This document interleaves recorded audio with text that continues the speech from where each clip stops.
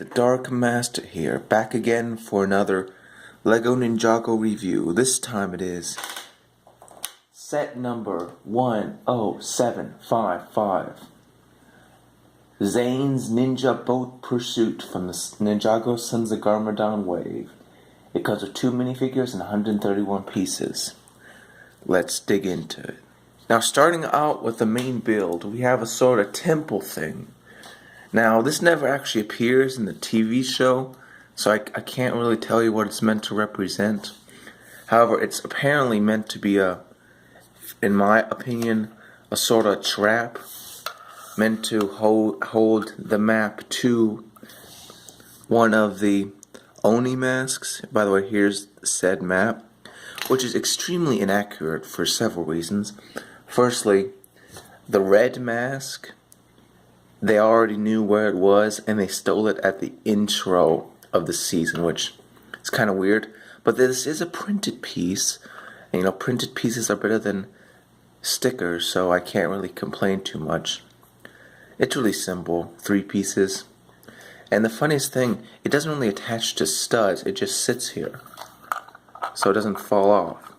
And it's extremely easy to remove, so that's pretty cool. As for the building itself, it's rather simple. Some printed pieces which are very nice and useful outside of Ninjago, as well as these elven blades which were used in the Lord of the Rings Lego sets, this time used as decoration. You also have 2 specific traps. The first of these traps is a spinning spike trap, which is obviously meant to be a sort of protecting this ancient monument.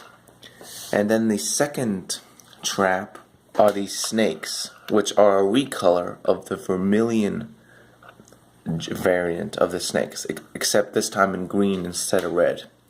These will be extremely useful for mockists everywhere. And that, however, this monument is very simple. It's obviously meant to be a ramp of sorts, though for some reason it has studs which are kind of in the way. However, it serves its purpose well, and while it's not exactly canon, I do appreciate it. Moving along to the good guys half of the set, we have the vehicle of Zane, Zane's Ninja Boat, which also never appears in the TV show. It's a very inaccurate set.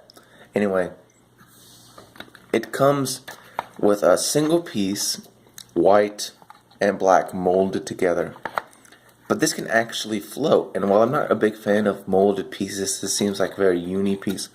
You could easily take off all this fluff and make this into your own personal boat. It's a little simple for my taste, but I like it. And of course it has his eagle kind of thing. And it comes with a hook, which can latch on to either this and capture the bad guy, or it can latch onto the aforementioned map. And it has a ball joint at the end, which I think this can possibly fit into the mixel joints, and therefore you can make a pirate. However, I haven't tested that out quite yet. I will soon, however, and that'll be quite interesting. Speaking of the bad guy, this is the main reason I bought this set in the first place. I love motorcycles, and having more motorcycles you could easily just take off these little pieces and make this into a generic motorcycle, which is extremely useful. However, it does have relatively simple building. The purple spike at the end kind of sticks out weirdly, and this little thing, I really don't know what the point of it is aside for the hero to catch the villain. But yeah, it does have some stability problems, mainly because it will fall over. However, if you're really careful, that won't really be a problem compared to another motorcycle in, say, another set, which I'll get to later. However, it does come with some additional attacks. Bombs, which are meant to be sort of water mines, Honestly, they look kind of weird in my eyes. But they do wobble, but they don't fall over real easy. Anyway, they're really simple, 3-piece. You have a blue anti-stud, an R2D2 head in black, and then a flame piece. And you come with 2 of these, so it won't be too easy for Zane to take care of these guys. Speaking of minifigures, this set comes with 2 minifigures. From left to right we have Zane and Chopper Maroon. So let's start with Zane, of course. This is Zane. This minifigure is not exclusive to this set. In fact, it appears in one other set. However, this is a cheap way to get this variant of Zane. And the Sons of Garmadon designs have been relatively mixed for people, considering how they're more colorful and kind of cartoony compared to their movie counterparts, but not to the extent that the originals were. But I don't know, I like the redesign. I like the fact that they made him pretty much all white, which had been missing in recent years. He still has his platinum face and platinum armor, but it's way less prominent than in his previous incarnation. Record, he does not come with an alternate face. And here is the bad guy of the set, Chopper Maroon.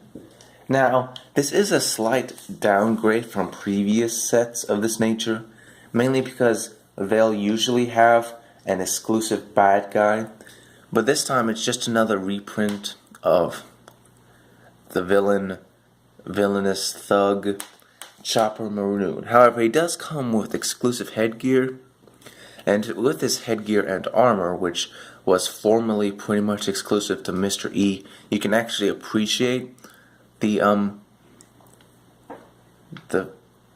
torso printing, which is extremely intricate.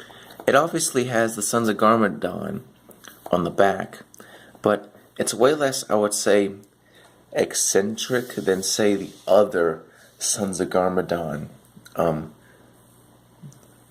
gang members. If only because it's not bright pink and blue. And, you know, that makes way more sense for a motorcycle gang, so I really like it. He does come with the new piece that is the red katana, and this piece is featured prominently throughout the wave.